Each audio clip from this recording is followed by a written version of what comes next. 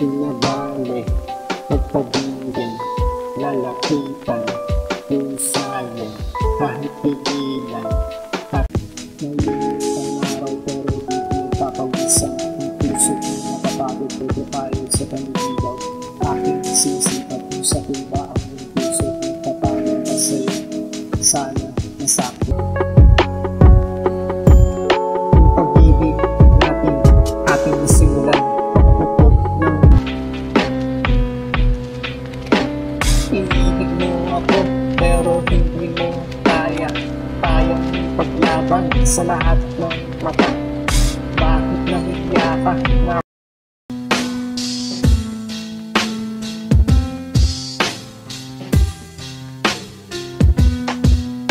alam mo ikaw ang nais ko. Wala nang ibang gusto. Matamis mo oo. Hintay ko matagal ng galang. Ibigay mo isusi ko manggay sa'yo. Susi ng todo ng aking puso. Hindi ka pa kaya, walang nagagawa pero di mababago. Pag-ibig ko sa'yo, wala sa isip ko ang lakas sa'yo. Ipaglaban ng puso, ang puso ng gusto. Wala sa isip ko ang paglaban. Kahit sa nagilang ako'y hirap. Wala sa isip ko ang seryoso. Isasadada ng dulo ang pag-ibig mo. Wala sa isip ko na ako ay susuko. Hindi ko sa harap mo, hindi susuyo. Eto nasa harap mo. May dalang tatlong rosas. Eto ang pambungad. Panimula pa lang ng malupit na. Welcome po sa ating channel, Beck and Toink. Sa video po na to ay tuturuan ko po kayong mag-repair po at magbaklas ng isang electric heat kettle po. Ayan po. Ito po yung ating bubuksan ngayon sa video na to. Kiowa. Ayan, Kiowa po. At meron din po tayong isang sample po na Scarlett. Yan po yung Scarlett na pakikita po natin dito ang isang madugong pinagdaanan po nitong heat kettle na Scarlett. So ayan po. So samahan niyo po ako dito sa video na to. Sigurado meron po tayong matututunan dito sa video na to. At sa mga susunod pa pong video ay gagawa po tayo ng DIY. So start na po tayo. At pahabol lang po, kung nagustuhan po ang ating video, subscribe na rin po at like dito sa ating video. Isa pong malaking tulong ito para lumago ang channel na to. At maraming salamat po. So start na po tayo. Testingin po natin itong ating electric heat kettle. So testingin po natin.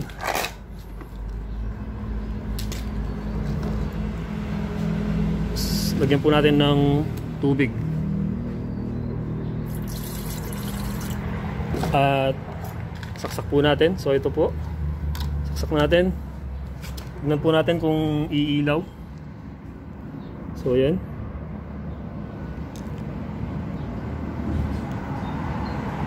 So yan po. Yan. Konti lang po yung nilagay natin na tubig. At parang walang nangyayari. So ibig sabihin may trouble po yung ating electric heat kettle. So sa switch po, ayan. Yung switch po niya ay ayan, nabaon. So nabaon po siya. Ayan po yung number 1 na magiging problema. So baon po yung switch niya. Hindi po katulad nitong isa. Ayan. Ayan po yung isa na okay. Okay pa po yung ating. So yan, okay pa po yung ating ano.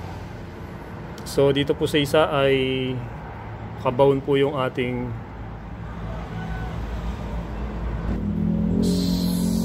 So subukan na po natin itong ating electric kettle.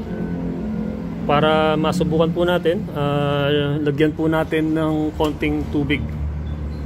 So ito po yung ating tubig at buhusan po natin yung ating,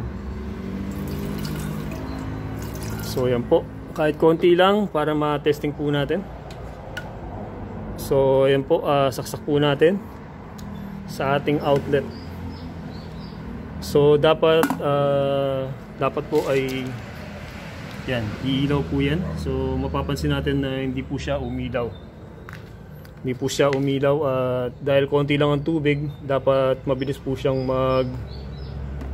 kumulo. So dito po isang problema niya, yan. Yung switch niya ay nabaon. Yan, ayaw mapindot. Ito, meron po tayo isang sample dito na dapat ganyan yung scenario niya, gumagalaw. Yan. So yan po. So troubleshoot na po natin. Start na po tayo. So yan po yung tubig. Tapon muna, balik muna po natin dito sa ating para makapag-sample po tayo mamaya.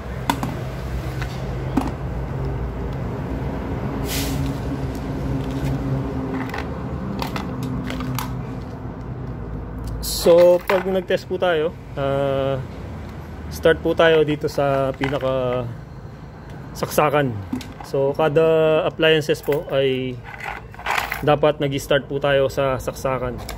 At sa ganito po mga senaryo o sitwasyon ay hindi po pwedeng manghula.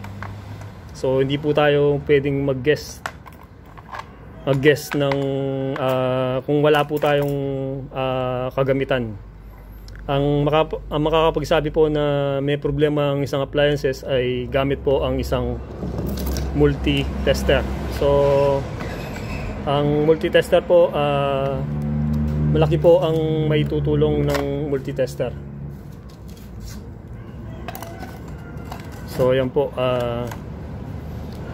kailangan nyo pong bumili ng multi-tester kung magte-test po kayo ng appliances. Meron na pong mabibili na mura nito, mga 200 pesos.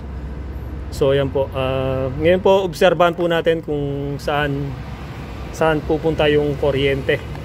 So kung bubuksan po natin yan para makita po natin yung lahat na parte nitong electric heat kettle, buksan po natin. Kada baklas po natin ng mga tornilyo ay itabi po natin ng maayos. So para maibalik po natin siya, para hindi po siya mawala. So yan po, so yan lang po yung gamit niya. So yan. So binaklas na po natin. Tapos tandaan lang po kung paano yung posisyon bago nyo siya tanggalin. Posisyon po nung cord. So yung cord nya, kung mapapansin po natin,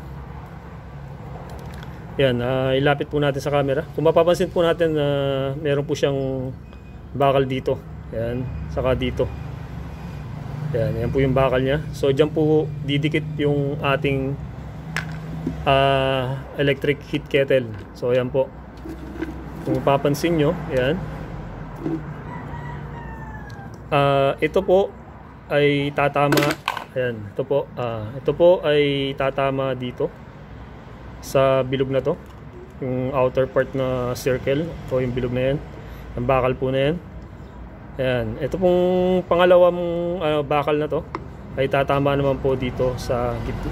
Ayan, dito po sa circle na maliit. So dyan po yan tatama para dumaloy po yung kuryente at mag-operate po itong electric heat kettle na Kiowa. Yung gitna, pinaka niya lang po yan, guide para hindi po siya gumalaw. Saka ito pong pinaka plastic na base na to para hindi lang po siya malikot gumalaw. So wag nyo na pong isipin itong pinaka gitna na to, wala po siyang connection. So wala pong connection. So balik po tayo dun sa balik po tayo dito sa pag-troubleshoot. Start po tayo dito sa saksakan. Ngayon sa tester po ay pag nagte-test po tayo ng continuity o yung tuloy-tuloy na daloy ng isang wire, seset po natin yan dun sa, ayan, dito po tayo sa ohms. Ayan, makikita nyo po itong sign ng ohms. Ayan. Ayan, dito po tayo sa ohms. Pag nakaset po kayo dyan, Ang tinetest po niyan ay kung tuloy-tuloy lang po ba yung isang linya ng wire. Kung may patid po yan, hindi po siya gagalaw kung may patid. Kung tinest nyo po yung wire na ganito, so halimbawa po, ito po yung wire, blue. Halimbawa po, ito po yung wire natin. So binakbak po natin dito sa left side at dito po ay binakbak din natin sa right side. Ngayon, pag dinikit po natin dito sa left side na nakatap dun sa metal po at dito sa kabila, yan, dapat po yan ay gagalaw. Gagalaw po yan, needle nya, yan pong pinaka needle na manipis, pupunta po dito sa kanan, papunta dito sa 0. So yan, pupunta po sa 0. Ibig sabihin po ay okay po yung ating wire. So ayan, okay po yung ating wire. Pag gumalaw po yung ating needle papunta dito. Kung tinest nyo po yung ating wire, dulo 1, so nakatap po kayo ng ganyan. So dapat nakabakbak po yan, nakatap. Hindi po siya gumalaw, hindi po gumalaw yung ating needle. Dito lang siya sa 0, dito sa bandang kaliwa. Ibig sabihin po ay may problema ang ating wire. So ayan, subukan na po natin dito sa ating So nakaset po tayo ng ohms. Ngayon po, tignan muna po natin yung short muna po natin yung ating needle kung gumagalaw siya. Ayan, kita nyo po na gumagalaw siya ang papuntang kanan. So ayan po. So yan, makikita nyo po na gumagalaw po siyang papuntang kanan. Yan, ibig sabihin, pwede na po tayong mag-test. Yan, continuity, ang tawag po dito ay continuity lang. Pag nagte-test po tayo ng fuse, kuryente sa bahay, kung sa kuryente po sa bahay, kung may patid lang po yung ating extension. Pag sa 220 volts po, huwag nyong isa-set dito yan sa ohms, sisira po yung ating multitester. Kasi continuity lang po to. Dito po yung pagtetest ng kuryente sa bahay. Kung baterya po, dito sa DC volts. So yung dito po sa DCMA, hindi naman po gano'ng ginagamit yung part na to. So yung mga nakakalam po kung paano gamitin. So ako hindi ko po ginagamit yung part na to. So yan, start na po tayo. So gaya nga po nung sinabi ko kanina, pag nagtetest po tayo ng isang appliances, nag-start po tayo sa saksakan. Kasi dito po unang papasok yung kuryente, papunta dun sa pinaka-base o yung pinakakatawan po ng ating electric heat kettle. So gaya po nung sinabi ko kanina, dulo 1. So ito po yung isang linya, so line 1. Ngayon hanapin po natin yung kapares niya dito. So itatap lang po natin yan. Ayan, di po siya gumalaw. So sa kabila tayo. Ayan, kita nyo po na gumalaw po siya. Ibig sabihin po, okay po itong isang linya na to. So dito po siya nag-tap sa kabila. Ito po sa pangalawa. Test po natin. Yan, kita nyo po na gumalaw siya. So ibig sabihin, okay po yung dalawang linya natin. So dito po, ipapaliwanag ko na rin. Pag ang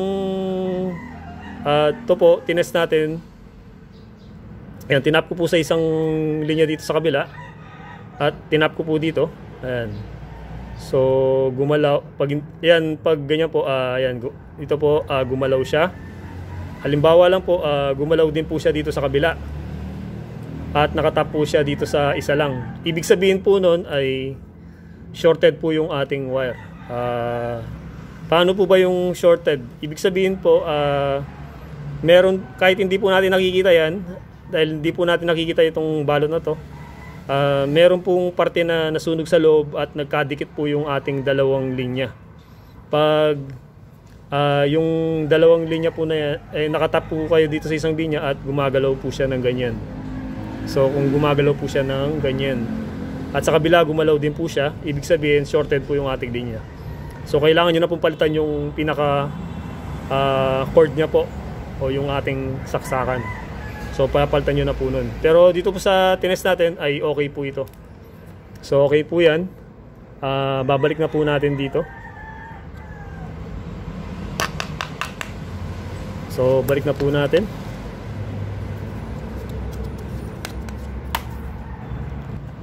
So ito po, balik na po natin. So yan lang po yung pagbabalik niyan. So meron po siyang pinaka, ayan, para maglapat. Meron naman po siyang pinaka guide. Tapos ito pong wire niya, ayan, tutupi lang po natin para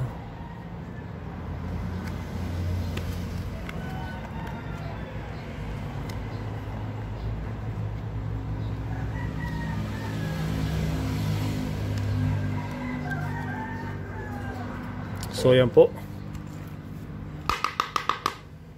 Tapos ito na po yung pinaka plate nya. Tingnan lang po natin kung saan tatama po yung pinaka tatlong butas nya.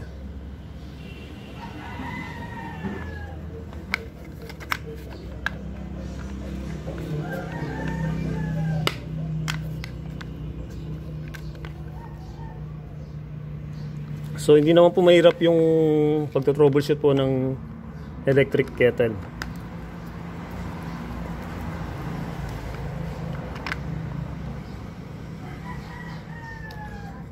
Susunod po nating video, abangan nyo po sa susunod na video. Gagawa po tayo ng pang-vulcanize, DIY po tayo. So panoorin po ang ating susunod na video, DIY po. Gamit po ang mga scrap po na kahoy, at gamit po natin ang isang plancha. So isang plancha lang po yung gagamitin natin. Kung may sira po tayong plancha na hindi ginagamit, so yun po, yun po yung gagamitin natin dun sa ating susunod na video. So panoorin po natin ang ating susunod na video. So yan po, natapos na po natin yung pinaka plate nya. Okay naman po itong plate, so jump na po tayo dito sa pinaka katawan nya. So gamit pa rin po ang multi-tester. Gaya po ni sinabi ko kanina, ito po yung nagtatap dito sa kabila. So yun po yung nagtatap dito sa kabila. So ito po, test po natin. So yan po yung tester natin. Pag didikitin po natin, dapat gumalaw. Yan. So yan po, gumalaw po siya. Pumunta po ng kanan yung ating needle. Para matest muna po, ganyan muna po yung gagawin nyo, para baka po kasi nag-loose yung ating tester at hindi po siya pumunta dun sa kanan. So yan, pwede po tayo magkamali kung hindi naman po pala gumagalaw yung tester natin. So dito po, tetest natin. So ganyan lang po yung pagtetest. Dapat po ito ay gumalaw. Ayan. Makikita nyo po dito sa tester natin na yan, hindi po siya gumalaw. Ayan. Nakatap na po dun sa dalawa. Ayan, hindi po gumalaw. Baligtad po natin.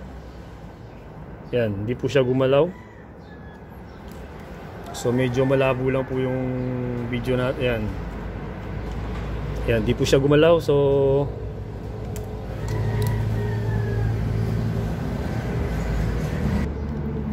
start na po natin, buksan po natin para malaman po natin kung ano po ba yung problema. So buksan po natin. Yan, bubuksan po natin siya. Sa ilalim may tatlo siyang tornilyo. So tatlong tornilyo. Kung nagustuhan po ang ating video mga sir at madam, subscribe na rin po at like para matulungan din po ang channel na to na lumago. At marami pong salamat. So yan po, binuksan po natin. Ayan lang po yung makikita natin sa ilalim. At dito po sa gilid. So dito po tayo sa gilid. So ito po, natanggal po kanina. So balik lang po natin. So ayan, tanggal po siya kanina. So dito po sa part na to, ito po yung pinakaibabaw nya. So taas na po natin yung konti yung ating camera. Ito po yung pinakaibabaw nya. Ngayon gagamit lang po kayo ng medyo dapat po flat na bagay o medyo manipis na bagay. Yan, sisiklatin lang po natin dito yan para umangat po siya. Yan, angat nyo po ng konti. Ayan. Ngayon po yung pagtanggal niya. At meron lang po siyang konting plastic na lock. Yan. So yan po yung lock niya. So kung babalik nyo po yan, yan, tulak nyo lang po siya ng konti. Yan. Pag ibabalik nyo na po siya. Kaya kung meron po kayong flat screwdriver, sinisiklat lang po siya dito sa gilid. Pag siniklat nyo po dyan, aangat na po yan. Yan. Ganyan lang po kadaling tanggalin yung pagbaklas po. Tapos may sikreto po siyang tornilyo dito sa ibabaw. Yan. So 2 tornilyo po sa ibabaw. Para ma-check po natin yung switch kung ano po ba yung problema. Dito po sa side, yan, sa handle, bandang ilalim, may tornilyo din po siya. So 3 po yung tornilyo dito sa ating handle na kailangan po tanggalin para ma-access po natin yung yan. Kung mapapansin nyo po na meron pong nalaglag. So ito po yun. Ito naman po ay dito lang po siya. Yan. Ilapit po natin sa camera para makita natin. Yan. Kung baliktad naman po yan, hindi po siya sasakto. Yan. Kita nyo po na hindi po siya sasakto. So ayan po, pag ganyan po siya. Yan, ayan po yung pagkakalapat niya. At ito po ay papatong lang po siya doon. Yan, para maglapat. Yung pag ibabalik nyo na po siya. So ayan. At dito, ganun din po. Ayan, ganyan lang po siya. Ayan, lapat na po nun. So ayan po, tanggalin po natin. So dito na po tayo sa switch. Ayan, switch. Ayan, papansin po natin na nabali po pala yung switch niya.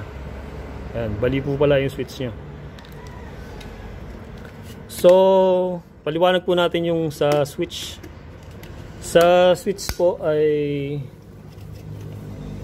so dito po tayo.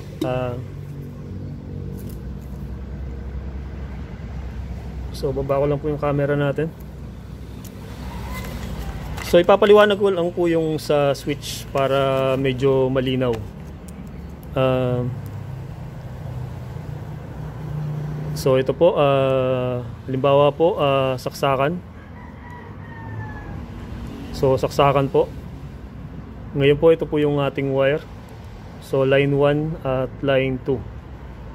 So yan po, line 1 at line 2. Papaliwanag ko lang po. So ayan. Dito po yung pinaka filament. Filament po, yung pinaka coil para uminit.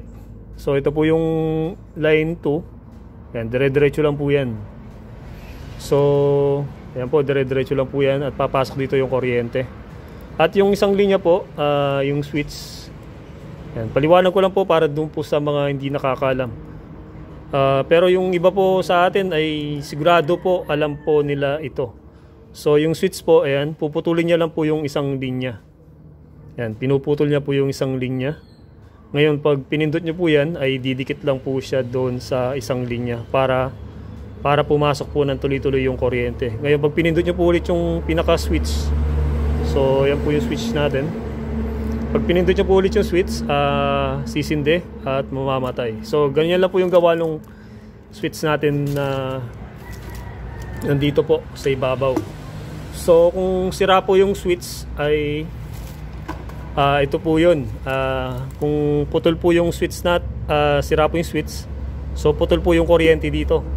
At hindi po dadaloy ng tuloy-tuloy yung kuryente para sumindi po yung ating appliances. So yun po yung gawa niya. So malaki po yung role ng switch dito sa ating appliances na to. So ayan po, tetest po natin yung switch kung okay po ba. So pag inila nyo po yan, ayan, tatanggal naman po yung nahihila naman po yan. So ayan po, test po natin yung switch kung okay po ba. So ayan, pag pinindot nyo po, ayan, naririnig nyo po na operating pa po yung switch natin. Maganda pa po yung galaw niya.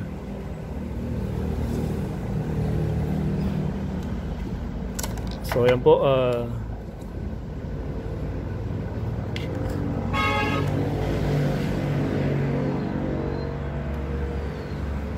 yan, makikita niyo po sa tester natin na ayan, didikit ko po. Ayan, dapat po gumalaw. So yan po, ito po yung tester natin. So dapat po itong needle na to ay gumalaw.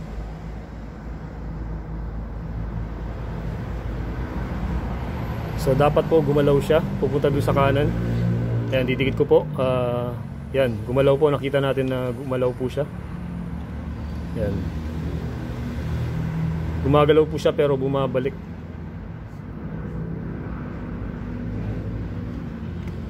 Parang hindi po siya nag-steady.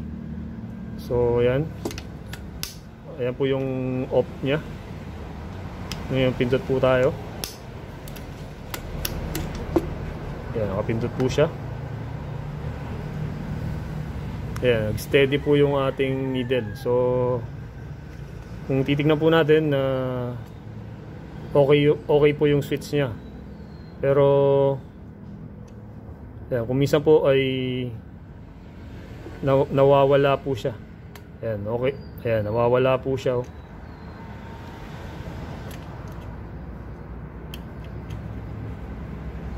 Kung nag-steady po yun, wala pong problema yung switch natin. Pero kung talagang medyo malikot po yung needle niya at nag-o-off po siya, so nag-o-off, kukusa po siyang nawawala. Yan. Yan, nakita po natin na okay naman. Punta po tayo dun sa bandang ilalim muna. So dito po sa ilalim, ayan po yung makikita natin. So ayan po yung makikita natin. So dito naman po sa pagtetest po dito, ito po yung pinaka-importante. Ito po yung sinasabi ko na coil. Ayan, ito pong paikot na to. Para makita po natin, nakaumbok po siya. Ayan, nakaumbok po siya. Ayan yung coil. Paikot. Ayan, dapat. So ayan po. So ayan po yung ating sa ilalim po, yung part ng ilalim. So yung pagtetest po dito, ito pong coil, dito po natin tetest siya yung dalawa. Dapat gumalaw po siya doon sa dulo. So gagawin muna po natin ay tatanggalin po natin yung isang linya. Dihila lang po yan. So dihila lang po yan. Para makasigurado po tayo na wala po siyang ibang item na itetest kagaya po nitong ilaw na to. So ito po yung tester natin. So i-tap po natin. Yan. Kita nyo po na gumalaw po siya. Ibig sabihin po, itong coil natin ay okay pa. So ayan. Ayan. Ayan po. Gumalaw po siya. So okay po yung ating coil.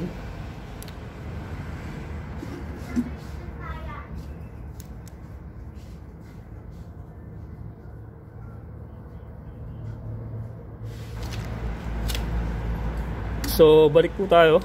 Ipakikita ko lang po dito na ito po yung coil nya.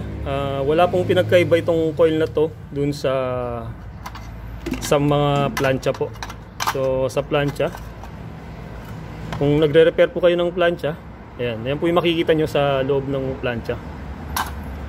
Ito po, coil din po yan, yung tinatawag nilang coil na filament. So kung tinest nyo po yung plancha, dapat dito nyo po itetest yan, dapat gagalaw po siya. So ganun din po yung dito sa ating electric heat kettle. So ayan, filament po na coil. So, kung sa drawing po, ganyan lang po yung pagkaka coil po na ganyan. Yan, nakapay, yan, parang ganyan po yung ano niya, symbol niya. So coil po. Ngayon po, subukan lang po nating testingin ito. So Naka-set po tayo ng times. So dito po pala, kung nagtetest lang po tayo ng continuity, kahit set nyo po ng times 1, times 10, times 100, times 1k, times 10k. Ang importante lang po dito ay gumagalaw. Saan po ba nagagamit itong times 1, times 10, times 100? Ginagamit po yan dun sa pagtest po ng mga pyesa, yung resistor. Doon po nagagamit itong kung talagang gusto niyo pong binabasa po yung kung ano po yung kulay doon sa resistor, ay doon po tayo nagbabase dito. Kung mataas na po kasi yun, halimbawa kung 10,000 yung value po ng resistor, doon lang po sila nag-adjust dito para ma-test po nila kung accurate pa po ba yung isang resistor. So yun po yun. Kung continuity lang po yung tinetest natin, kahit ano po dyan, wala pong problema. So kahit ano po setting dyan, ang importante lang po, ang needle na to ay pumunta doon. So continuity lang po. So ito po, pakikita ko lang po na ito pong plancha na to ay sira. So sira po siya. So yan, pag tinest po natin dito, yan, papansin nyo na hindi po siya gumalaw. So may halimbawa po tayo na sira po yung filament. So yan po, yan, sira po yung filament niya. So balik na po tayo dun sa ating electric heat kettle. Yan. So ibig sabihin po okay siya. Ang iba pong electric heat kettle ay meron pong tinatawag na buladas o yung paligoy-ligoy. So yan, makikita nyo po dyan na meron po siyang metal part sa ilalim. Yan. Pag nagkaka-trouble na po kayo dito sa bandang dito, so ang ginagawa po kasi niyan, ito po, paliwanag ko lang po. Ito pong bakal na to, yung dalawang bakal na yan, dadaan po sa ilalim. Yan. Doon sa ilalim niya. At meron silang ginawa na bakal doon na tatama doon sa cordon na to. Yan. Po, tatama po siya dito. Ngayon, kung nag-loose po siya dito sa ilalim, ay pwede pong masira. Hindi na po under ito. Pero okay pa po yung ating filament. Kaya nga po sinabi ko na buladas o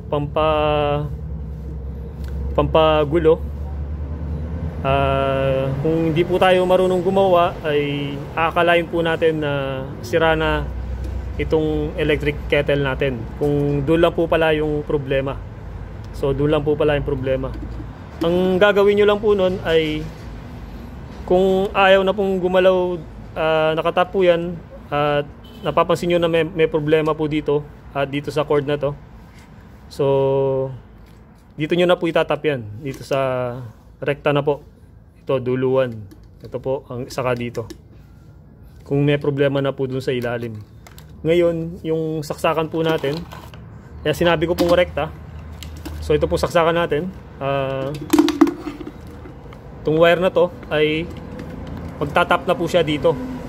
So dyan, dito na po yan. Kasi nga po, nagka-problema po siya dito sa ilalim. Ayun po yung pinaka-pampagulo nito. So yan, dyan po sa ilalim na yan.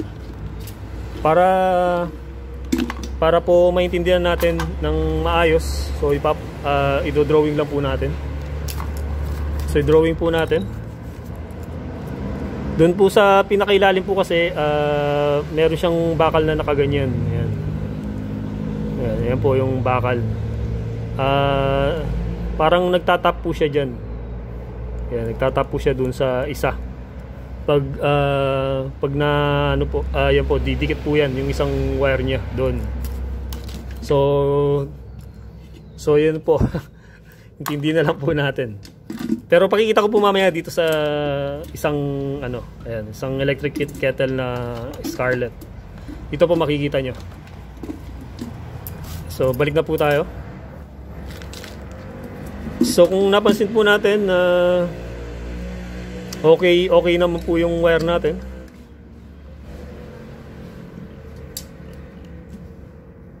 So ito po yung next na itetest natin pala. So balik po tayo ulit. So yan po, ito po yung sinasabi ko na nagka-problema dito sa bilog at dun sa ilalim. So ito pong dalawang wire na to ay pupunta dito. Yan, dito po sila magko-connect para dumali po yung kuryente. So ito po, itetest po natin para makita po natin. Pwede naman po palang itest. So yan. So yan po yung linya na to, papunta dito sa sinasabi ko, sa dalawang bilog. Ito po yung tatakbo dun sa switch. Yan, test po natin. Yan po yung tester natin sa bandang kanan. So yan po, itatap ko po dito. Yan. So itong linya na yan, ayan po yung white. Ayan, ayan po yung linya ng white. So hawak ko lang. Ayan po, line 1 po natin. Ayan, saka line 2. Ayan po, makita nyo po na gumalaw siya. Ayan, gumalaw po siya dun sa bilog, dun sa loob. Ayan po yung tester natin sa kanan. Ayan, gumalaw. Ibig sabihin po, okay po itong linya na to dun sa papunta sa ilalim. Pag yan po ay hindi gumalaw, ibig sabihin may problema po dun sa ilalim. So hindi po siya nagtatap, hindi papasok yung kuryente. Ngayon po dito tayo sa kulay pula na may kasamang puti. So ayan. So tap lang po natin dito. At dapat po gagalaw dito sa outer part. Ayan, gumalaw po siya.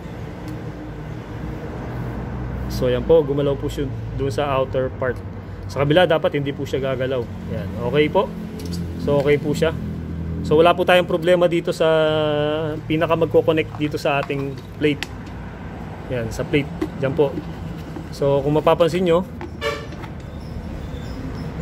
gaya po nung sabi ko kanina, ito pong bakal na to, itong bilog na malaki, dito po tatama yan. Yan. Yan. Diyan po tatama. Tapos ito pong maliit na bakal, dito po tatama yan. Yan. Mapapansin nyo po na yun, may kumikintab. Yan. Doon po tatama yung isa. Kaya kung may problema po dito sa part na to, dun sa ilalim na hindi po natin nakikita, ay nakakalito o yun po yung sinasabi kong parang pambuladas o pampaligaw, aakalain po natin na sira na po yung ating electric heat kettle. So huwag nyo pong isipin na agad-agad sira. Dito po tayo mag-focus dito sa filament. So yan po yung filament nya o itong pinaka-coil nya na nakadikit dito sa metal part. So ito po yung importante dyan, nagpapainit. Ang gagawin nyo lang po ay kung sira po talaga dito, rekta na po tayo dito sa dalawang linya na to. Tap nyo po yung wire ng saksakan natin dito at dito. Iwasan lang po na yung ininang natin dito may dadapo dito sa bakal. Makukuryente po tayo. So yan, nakikita nyo po na naka-elevate siya. Ayan, naka-elevate po siya. Ayan. Wala po siyang tumatama na itong party na to dito sa pinaka-metal. Pag yung nilagay nyo pong wire, kahit manipis lang po yan, tumama dito, dumapo dito sa bakal na to, makukuryente po tayo. So yun po yung iwasan natin. So paano po ba yung gagawin natin nun? Halimbawa lang. So halimbawa lang po.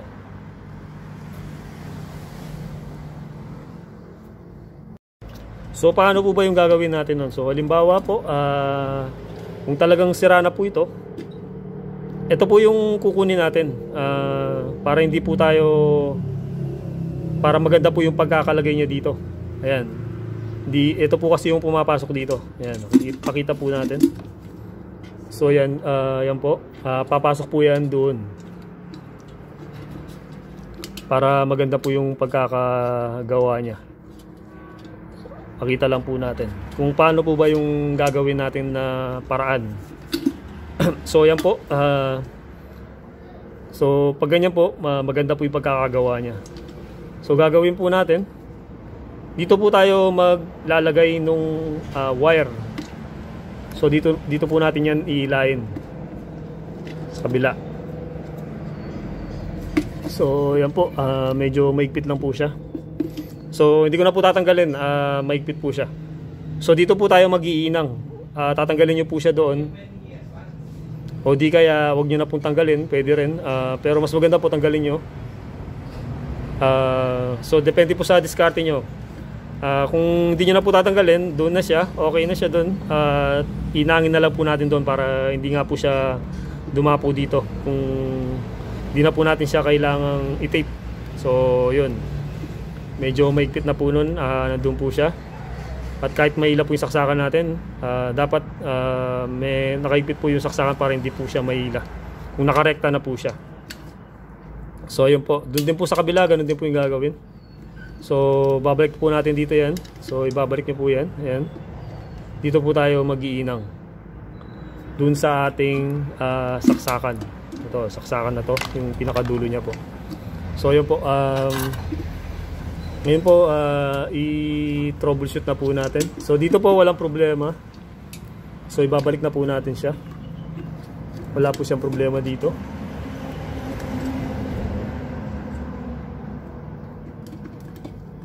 So yan po, binabalik na po natin. Wala po siyang problema dito.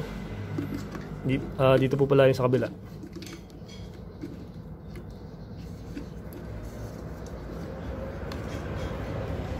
So yan po yung ating ilaw. Ito po yung isang linya.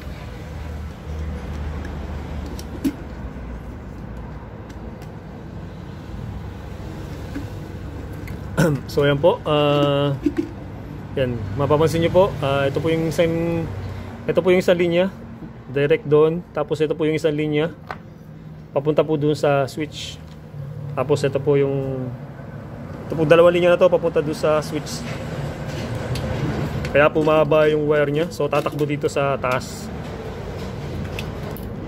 So napansin po natin na medyo naglulus po yung ating switch. Ito po. So gagawin po natin, rekta po tayo. So rekta, babakbak muna po tayo dito.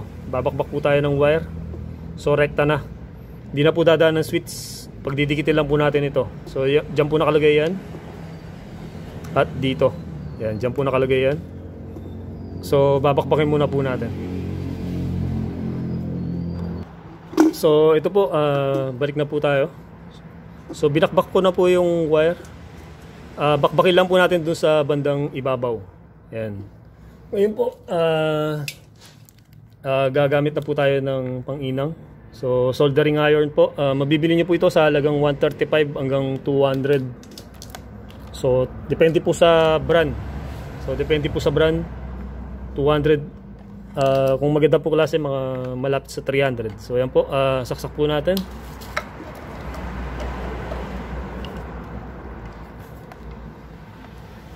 So yan po, sinaksak po natin at hintayin lang po natin uminit.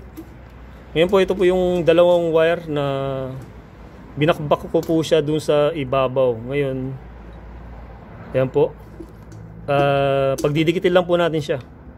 Yan, titwist lang po natin. Yan, titwist lang po natin. Kung wala po kayong panginang, kahit hindi nyo na po inangin siya, pwede. Yan, tape nyo na lang po. Pero sa parte ko, may panginang naman po para sigurado. So, para sigurado po. So, ito po, inangin na po natin. So soldering lead po, hindi po ito ordinaryong wire lang. So ginagamit po ito sa mga nag-electronics. So mabibili nyo po ito sa mga electronics shop. Sa Shopee po, meron na pong available nito. Makakabili rin po kayo at sa Lazada. Search nyo lang po, lead po yung pangalan niya. Sa ganito po palang lead ay meron pong original at local. Yung iba pong lead na local ay mahirapan po kayong mag-inang. So marami pa po yung natatapon. Ang may problema po nun yung pinaka lead. So marami po sa market na naglipa na o nagkalat na local na lead. Binebenta po nila ng may kamahalan, pero di nyo po siya magagamit ng maayos kasi nga po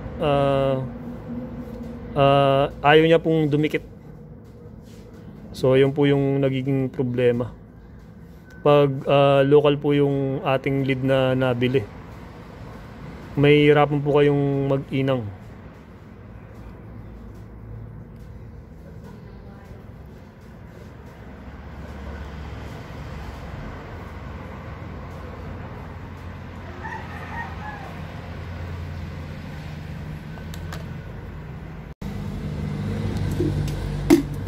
So yan po, pagkatapos po natin nainang, so nainang ko na po siya.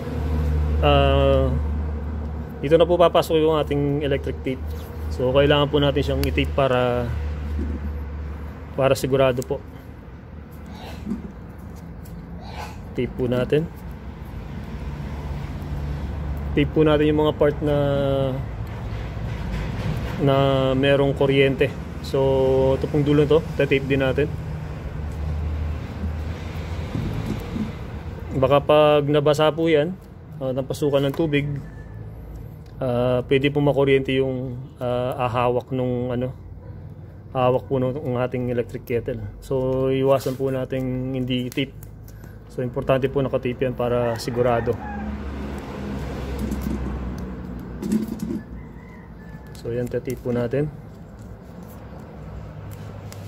Minsan po hindi po natin kailangang magtipid ng electric tape. Baka naman makadisgrasya.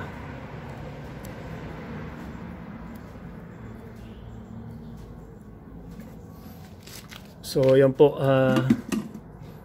yan po, i-test na po natin kung gagalaw po ba itong ating dalawang. So dapat po, kung okay po yung isang electric kettle dito, yan, ito pong dalawang bilog na yan, pag tinap nyo po yan, dapat gagalaw po yan. So yan po yung tester natin. So yan po, ito po yung tester natin. Pansinin po natin itong needle na to, nasa bandang left side. So ayan, didikit ko po dito sa dalawa. Ayan. Ayan, gumalaw po. Ayan, pupunta po dun sa kanan. Ibig sabihin po, working na po ng maayos yung ating Kyowa na electric kettle po.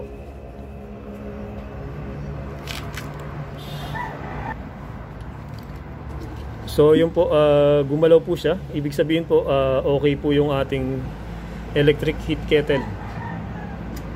Ngayon po, ibabalik na po natin. So ibabalik na po natin. Start po tayo dito. So dyan na lang po yan. So dyan na lang ilalagay yan. So yan po, dito sa ilalim. So yan po yung part nya. So iangat lang po natin ng konti itong camera. Yan. Babalik na po natin siya. So naayos na po natin.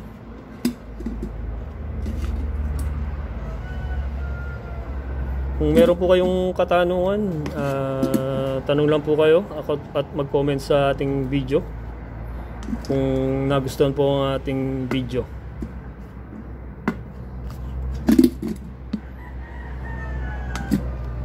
So yan po, babalik lang po natin yung ilaw.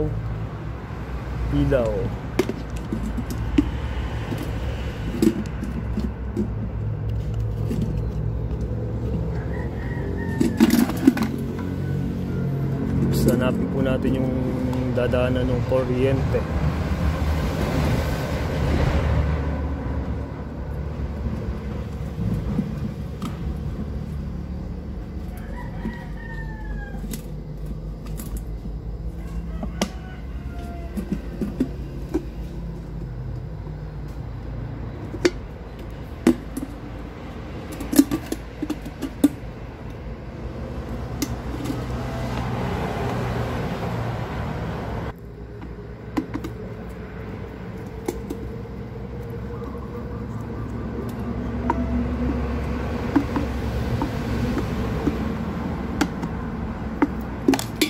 So ayan, sa gilid na po tayo. Ayan, kung mapapansin nyo po na hindi na po siya dumaan dun sa ating switch. So rekta na po siya. Ayan, babalik na po natin yung dito. Ilalagay pa rin po natin itong sirang, oops. So ito po, ito po yung dito. Ayan. Ito pong pinaka-switch nya. Ngayon, ayan po, papatong lang. Ayan. Ayan, nalaglag po pala yung pinaka-cord nya. So, ibabalik lang natin. Tapos patong tayo. Ayan, lalagay lang po natin.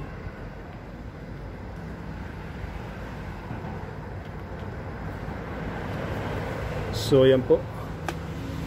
Tornilyo po tayo dito sa bandang ilalim, sa side, sa pinaka-handle niya po.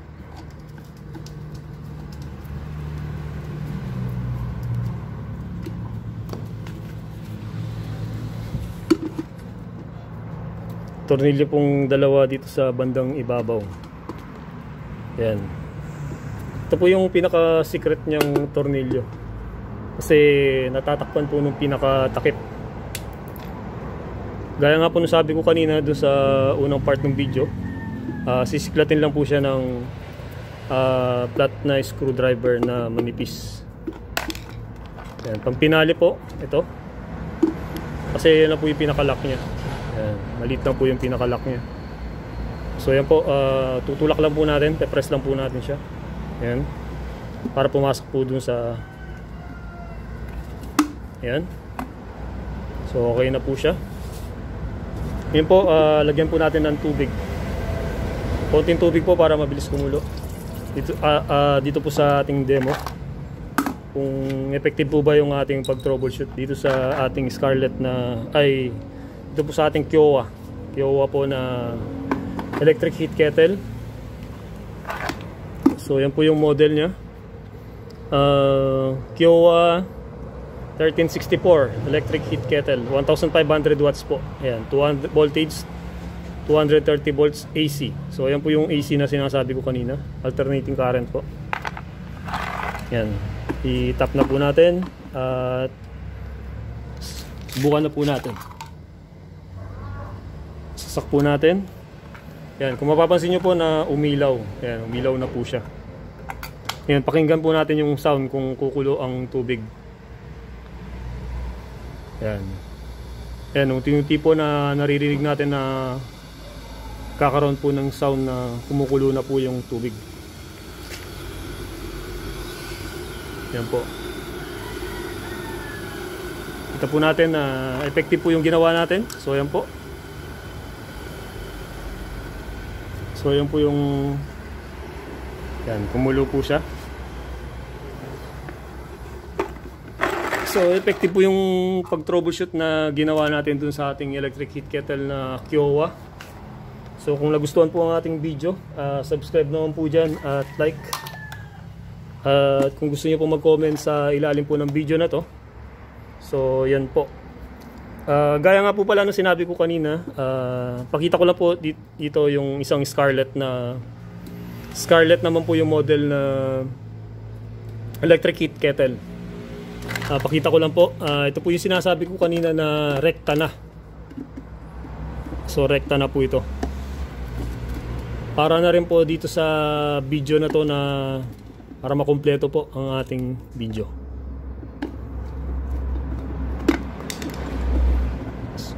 Halos naman po ng electric kettle ay isa lang po yung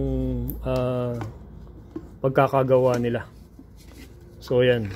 Makikita ko lang po dito yung isang madugong pinagdaanan nitong electric heat kettle na to. At sasabi ko pong matibay. Ilang taon na po itong electric heat kettle na to. At hanggang ngayon ay umaandar pa. So umaandar pa po siya. So gamit po tayo ng medyo manipis na bagay para mayangat. Yan. Ito po yung secret na tornilyo. So makikita nyo po na magkaparehas lang po sila nung Kiowa. Yan. Kinakalawang na po yung tornilyo niya dahil sa katagalan. Yan. Kita nyo po na kinalawang na at working pa.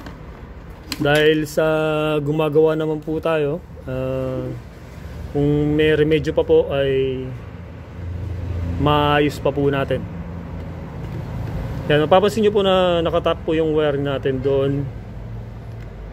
Pero sira na po itong switch. So sira na po yung switch. Hindi ko na po tinanggal dito sa taas. Pero ayan, dito po nakadikit siya. Ayan, rekta po siya dito. So kahit nakasindihan, nakapatay doon, pero sira na po talaga itong switch nito. Pero narinig po natin na umaandar pa siya. Ayan, pero sira na po yung switch niya. Ito po yung sinasabi ko doon sa ilalim. Yan po. Pakikita ko lang po dito na hindi na po siya gumagamit nitong pinaka base. So ito po yung pinaka base niya, yung pinakakaparis po nung katawan.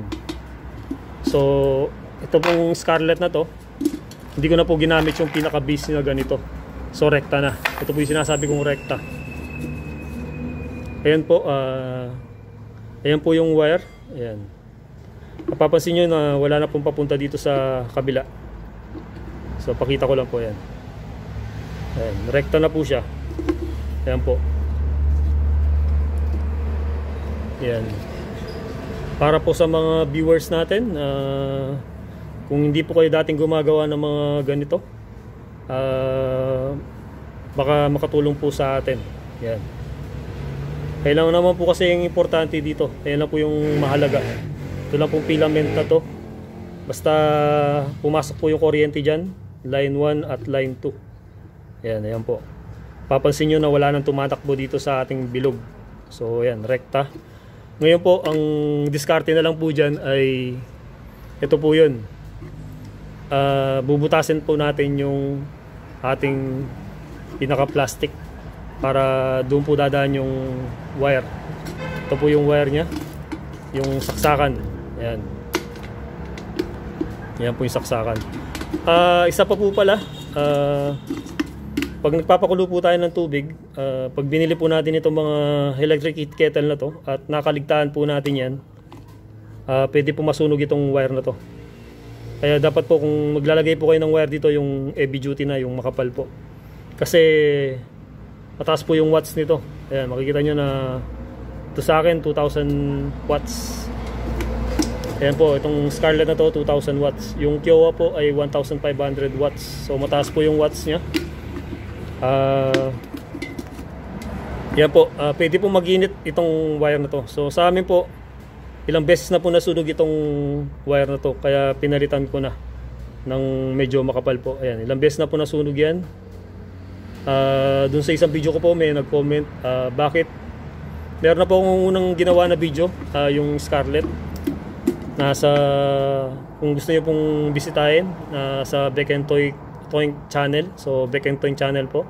Scarlett po yung isang video natin. Ito po pangalawang video na. Kiowa naman po yung ginamit natin. So nag-iinit po ito. Tama naman po, nag-iinit po yan. Kaya kung gumamit po kayo ng extension, pinadaan niyo pa po sa extension yan. Pag nakaligtaan po natin yan, pwedeng masunog yung extension natin, lalo na kung manipis po yung wire. So yun po. Yan, ilang beses na pong nasunog itong wire na to. So mapapansin nyo na iba na po yung saksakan. Ayan, iba na po to. Pinalitan ko na po. Palaging nasusunog po yung wire nya pag nakakaligtaan po namin, nagpapakulo kami ng tubig. So yan po.